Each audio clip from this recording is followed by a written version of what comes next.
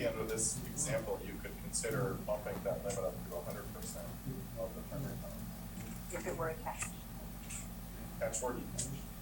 But keep this square foot limit, so that your 800 square foot house could build at least an 800 square foot. That's what I was thinking. I like that. Your 1,000 square foot house could build at least 1,000. Most of these situations, I don't think we'd see somebody building 1,000 square feet. Perhaps we're wrong, but I think we'd see far less of those versus far more of these 5, 6, 7 square foot ADUs that are being put in for younger working couples or college students or elderly family members. Any other thoughts on that idea that this came back to you with maximum, the limit to 100% of the primary house? Can we be even more granular and say limit, or 100% of primary house and or lot in accordance with lot requirements? Right, with lot size.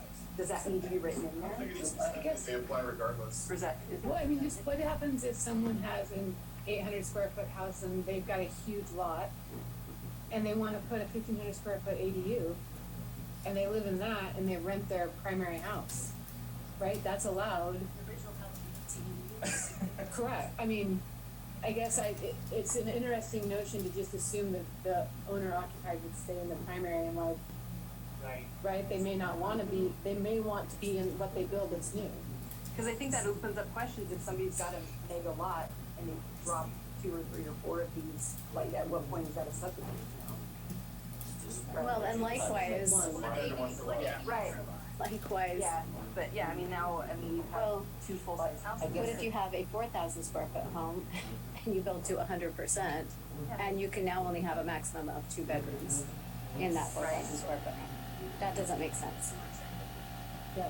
And then the other question I have is just, I mean, since we're talking about people building bigger houses, how does this avoid, people using the ADU code to do a McMansion in their backyard? Because if we're not going to limit size necessarily, then you could McMansionize your house and then the small house becomes the ADU.